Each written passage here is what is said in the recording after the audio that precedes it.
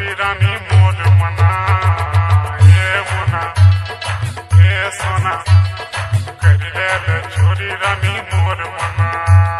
Audio mix কি নাম ছেলে? দেবজিৎ রেকর্ডিং। কোথায় বাড়ি? সোমনগর হুগলি।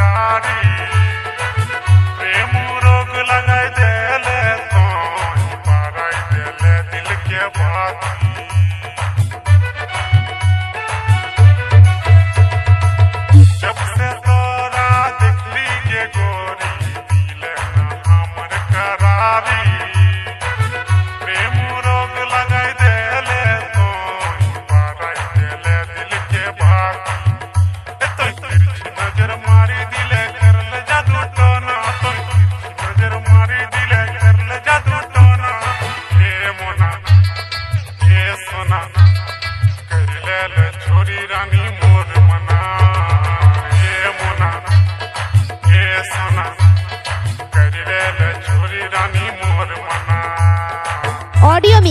ऑडियो मिक्स কি নাম ছেলে? দেবজিৎ রেকর্ডিং।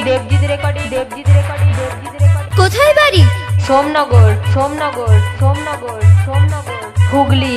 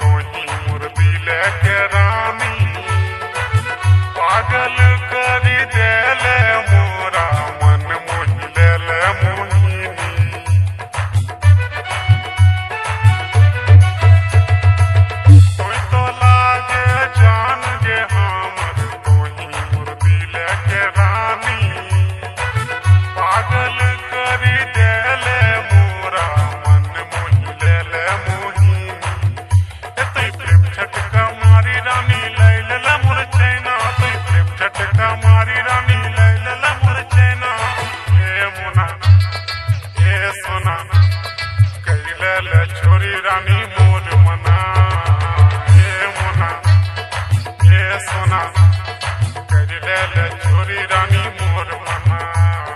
ऑडियो मिक्स কি নাম ছেলে? দেবজিৎ রেকর্ডিং। কোথায় বাড়ি? সোমনগর হুগলি।